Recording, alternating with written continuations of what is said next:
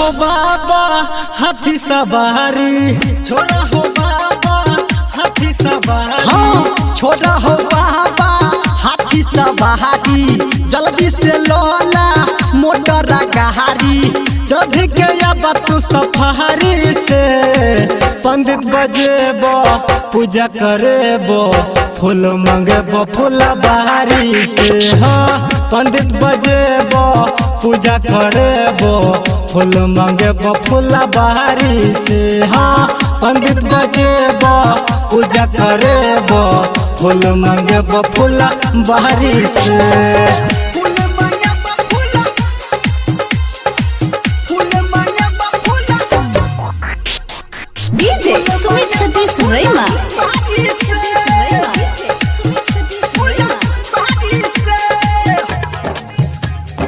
अभी आप सुन रहे हैं सावरिया म्यूजिक।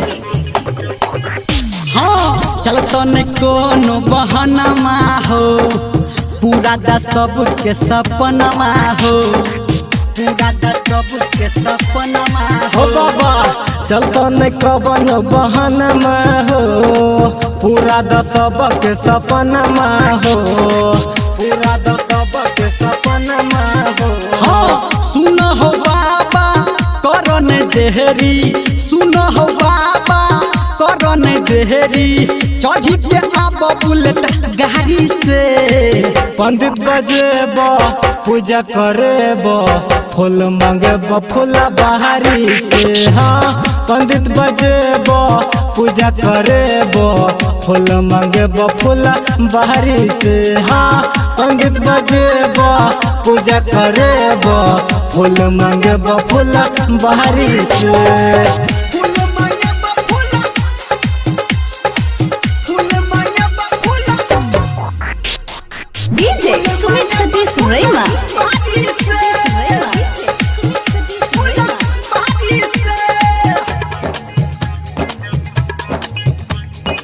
माँ गायत्री रिकॉर्डिंग स्टूडियो।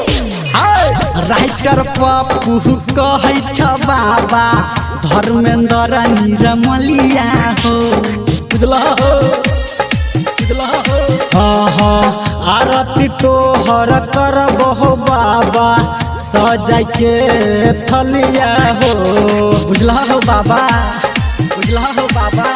हाँ विश्व रचयिता विश्वकर्मा, विश्व रचयिता विश्वकर्मा, खरा छसन जिद्वारी से।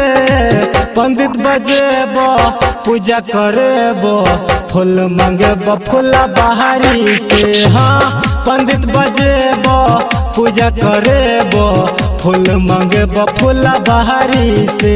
हाँ पंडित बजेबो पूजा करेबो, फूल मंगेबो फूला बाहरी से।